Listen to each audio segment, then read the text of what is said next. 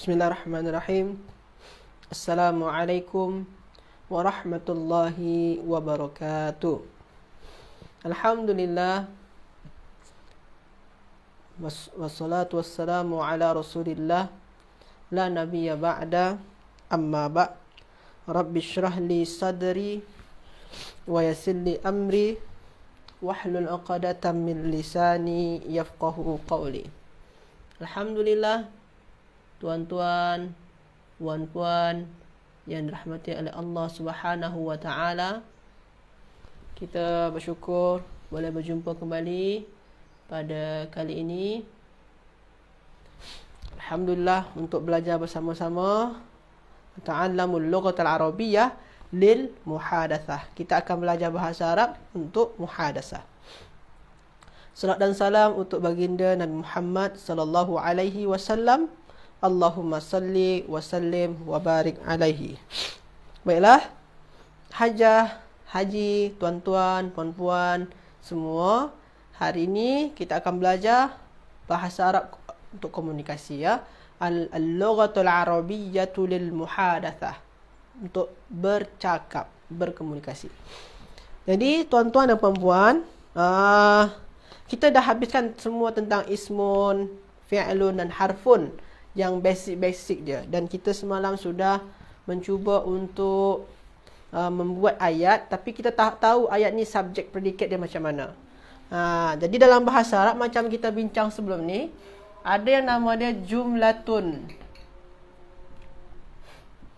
Jumlatun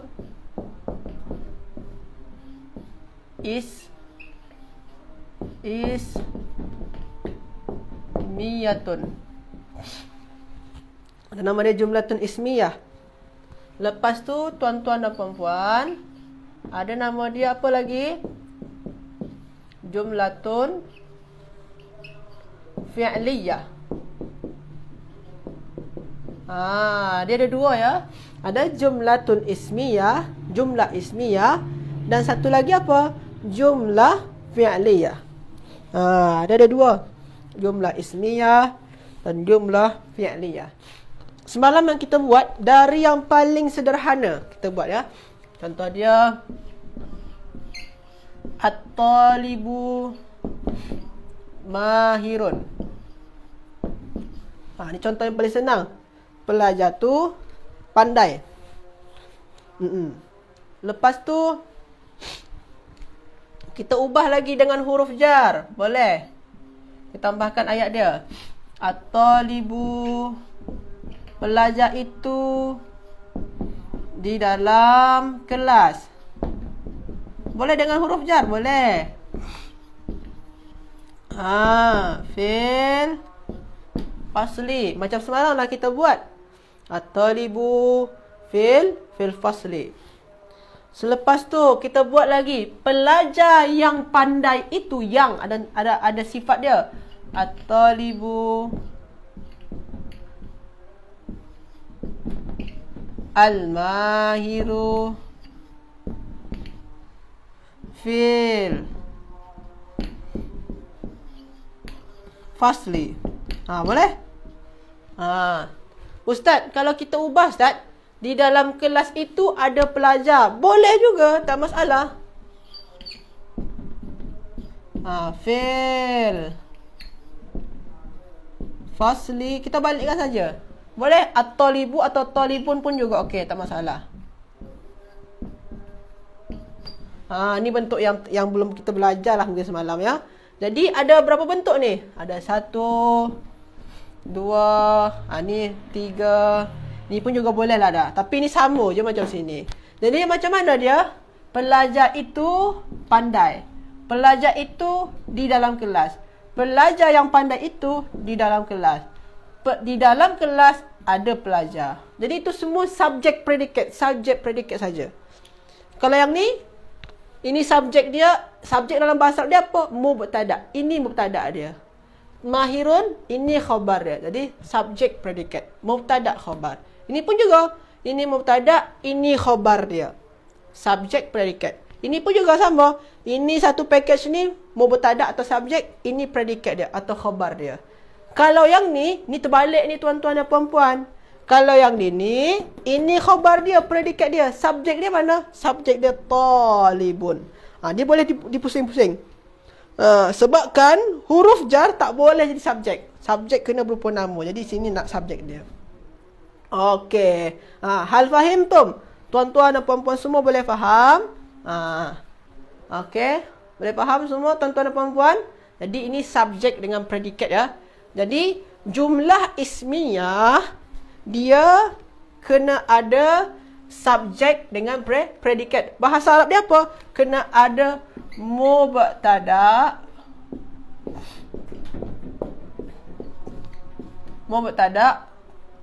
dan juga khabar. Kena ada dua-duanya. Mubtada dan khabar. Okey, masya-Allah. Okey. Okey. Jadi kena ada mubtada dengan khabar, ada subjek dengan predikat. Subjek, predikat, subjek, predikat, subjek. Subjek dia agak panjang sikit sebab dia berupa sifat, ada tambahan sifat, predikat. Ni diawalkan predikat dia. Jadi kalau huruf jar di awal selalunya tu berupa predikat atau khabar.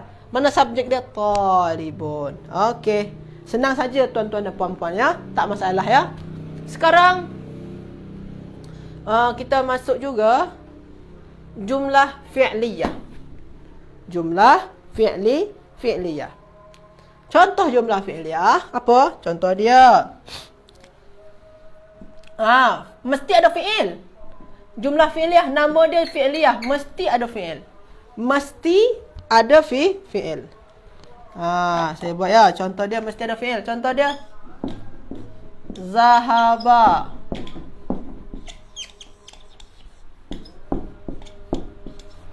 Muhammadun. Telah pergi Muhammad. Jadi dalam bahasa Arab tu, fi'il tu di awal, lepas tu baru pelaku dia. Fi'il tu di awal, lepas tu baru ada pelakunya. Ini fi'il. Ini pelaku. Pelaku bahasa dia apa? Fa'il. Dalam bahasa macam ni susunan dia tuan-tuan dan puan-puan. Fi'il dengan fa'il. Fi'il dengan fa'il. Fi'il ni apa? Kata kerja dia. Jadi dalam bahasa Arab, kalau tuan-tuan nak adakan fi'il, terjumpa fi'il, mesti selepas dia ada fa'il.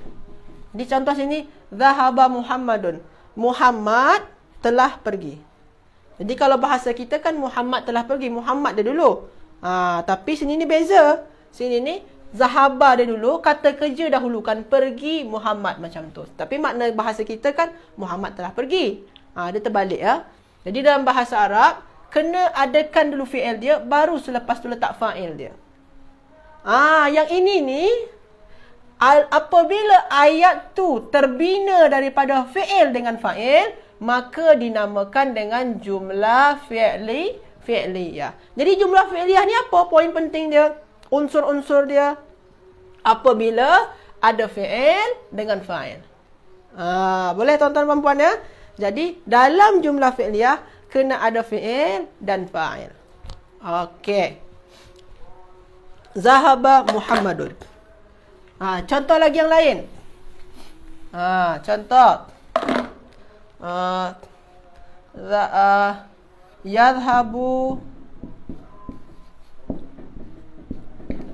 Yadhhabu al-ustaz.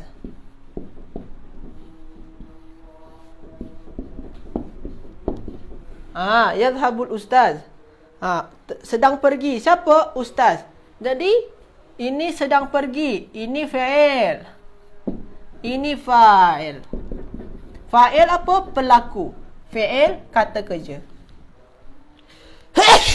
Jadi tuan-tuan dan puan-puan, dalam jumlah fi'liyah mesti apabila ada kata kerja, selepas dia ada pelaku. Jadi susunan dia fi'il, pelaku. Fi'il, pelaku. Jadi kalau tuan-tuan dan puan-puan terjumpa kata kerja, cari selepas dia pelaku dia.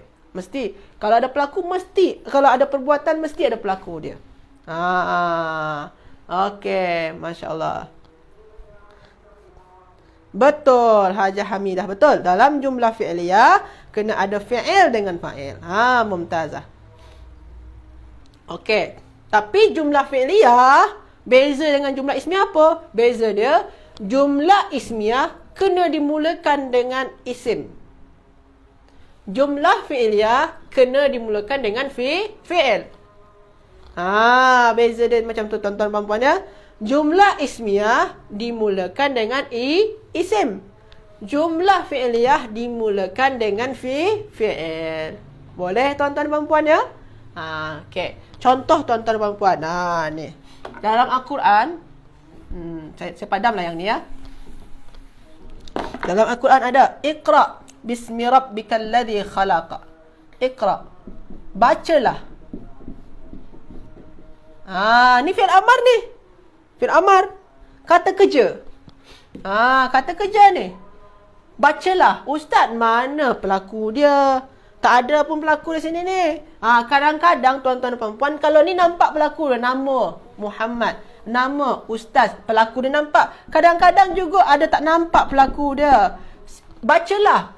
Secara makna tersirat, kita kan suruh kamu kan. Kamu bacalah. Jadi pelaku dia secara tersirat saja, tak tertulis pun. Pelaku dia apa? Kamu. Cuma kamu tak tertulis. Kadang-kadang ada yang tak tertulis. Nantilah bila tuan-tuan dan puan-puan belajar dengan kaedah yang lebih tinggi, akan fahamlah. Kalau ada pelaku tu yang dia tertulis, nampak dia. Kadang-kadang juga ada pelaku tu yang disembunyikan nama dia.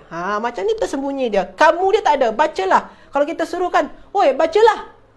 Bacalah. Jadi, kalau kita kan nak suruh kamu, tapi kamu dia tak ada dekat sini, tuan-tuan dan puan-puan. Itulah yang dinamakan disembunyi. Mustatir istilah dia dalam ilmu nahwu. Okey, betul. Betul. Nanti kita lah, kalau tuan-tuan dan puan-puan, ini pun sebenarnya ada belajar dengan Ustaz Angga pada pagi hari. Ada pelaku yang nampak, ada pelaku yang tak nampak. Itu dengan Ustaz Angga ada. Okey. Okey tuan-tuan dan puan-puan ya. Ni dia. Ini jumlah ismiyah dengan jumlah fi'liyah. Jadi itu pembahasan dia. Okey. Sebut lagi yang lain tuan-tuan dan puan-puan ya. Saya padam ya. Saya nak uji tuan-tuan dan puan-puan semua. Saya nak uji ya. Saya nak uji. Contoh, saya cakap sini ni, ana azhabu, saya pergi. Ana azhabu. Ini ni, ana azhabu ni tuan-tuan dan puan-puan, ini jumlah ismiyah ke jumlah fi'liyah. Ana azhabu ni jumlah ismiyah atau jumlah fi'liyah tuan-tuan dan puan-puan. Sila tulis dekat ruang komen. Ana azhabu. Ini jumlah ismiyah ke jumlah fi'liyah? Sila tuan-tuan dan puan-puan semua. Jumlah ismiyah ke jumlah fi'liyah? Hajah Nur Fazilah, Mumtazah. Ada lagi nak jawab? Itu jumlah ismiyah ke jumlah fi'liyah? Ana azhabu. Jumlah ismiyah ke jumlah fi'liyah? Okey, Masya Allah. Ramai jawab betul ya. Okey. Ini ni, ayat ni dimulakan dengan apa? Dimulakan dengan ana. Ana ni isim ke fi'il? Isim Ustaz. Maknanya dia jumlah ismiyah. Maknanya dia kena ada mubtada' dan khabar. Mana mubtada' dia? Yang di awal ni lah mubtada'. Khabar ni mana? Semua ni khabar. Jadi kalau dimulakan dengan isim, domir, kata ganti nama, saya kan isim. Jadi dia dimulakan dengan isim, maknanya dia jumlah ismiyah. Jumlah ismiyah kena ada mubtada' dengan khabar. Maknanya ini mubtada' dan ini khabar. Ustaz, khabar boleh ke berupa ada fi'il? Boleh. Khabar dia boleh berupa fi'il. Okey. Jadi tuan-tuan dan puan-puan, khabar dia ni, ini ada fi'il. Kata kerja. Pergi. Macam kita cakap tadi, setiap kata kerja, selepas dia mesti ada pelaku dia. Mana pelaku dia tuan-tuan dan puan-puan semua? Ini kata kerja dia pergi. Siapa yang pergi? Mana pelaku dia tuan-tuan dan puan-puan? Mana pelaku dia? Ini saya sedang pergi. Mana pelaku dia tuan-tuan dan puan-puan? Mana? Sila tuan-tuan dan puan-puan semua jawab. Mana pelaku dia? Okey, Hajah Nur Fazilah. Okey. Hajah Nur Fazilah, Ana yang ni aja. Hajah Nur Fazilah, Hajah Zainab, yang Ana yang ni, pelaku dia. Ana yang sini, pelaku dia, betul. Hajah Nurmah, Ana. Okey, ramai. Ana yang sini ya. Ana yang sini atau ada... Okey, semua Ana ya. Saya tak tahulah maksud Hajah ni Ana yang sini atau Ana yang lain. Okey. Maksud saya, kalau Ana sini ni, Ana ni tadi jadi apa? Jadi mubtada. Ana sini jadi mubtada. Fi'il, fa'il, pelaku, tuan-tuan dan puan-puan, kaedah dia, kata kerja, lepas tu pelaku. Jadi dia susunan dia mesti kata kerja, lepas tu pelaku. Sini kata kerja dia, tak mungkin sebelum dia. Sebelum, tak boleh. Pelaku mesti selepas kata kerja. Mana selepas kata kerja? Sini. Maknanya sinilah dia pelaku dia. Ada ke pelaku sini? Tak ada nama jadi pelaku. Jadi pelaku dia apa? Tersirat. Makna secara tersirat apa dia? Ana. Jadi secara tersirat dia apa? Ana. Jadi pelaku dia secara tersirat. Bukan Ana yang sini. Ana sini sebagai mubtada. Jadi tuan-tuan dan puan-puan, apa yang kita nak bincangkan hari ini, setiap kata kerja mesti ada pelaku dah. Sama ada dia nampak ke tak. Kalau yang macam ni tak nampak, dia secara tersirat sahaja. Saya kan secara tersirat dia kan. Okey, betul. Hajah. Istilah dia mustatir.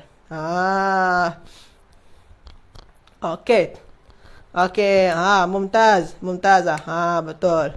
Okey, jadi tapi insya-Allah esoklah kita akan bincangkan lebih dalamnya tentang ini semua.